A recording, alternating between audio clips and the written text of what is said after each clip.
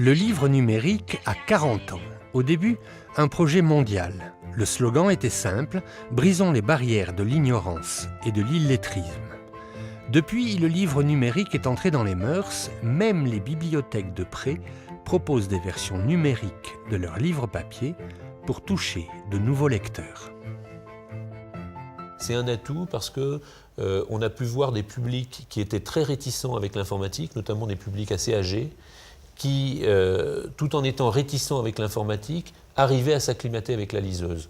Et ça, c'est intéressant, parce qu'en fait, ça dit que la limitation d'une liseuse, qui est que dans une liseuse, je ne peux pas répondre à mes emails, parler avec ma fille sur Skype. Non, dans la liseuse, j'ai du texte et je lis mon texte. Voilà. Bon.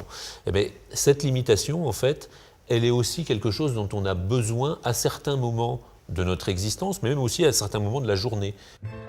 Il faut déjà posséder une liseuse. Après, c'est tout simple. Achat en ligne, paiement, téléchargement, un livre de plus dans l'appareil qui peut en accueillir plus d'1 millier.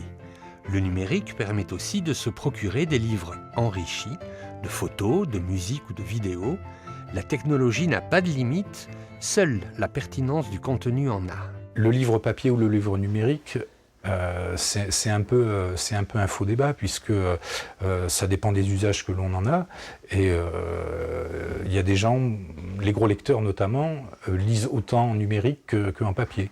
C'est-à-dire que ce qui est intéressant, c'est pas forcément le support, la matière, c'est ce qu'il y a à l'intérieur du texte. C'est le sens du livre qui compte.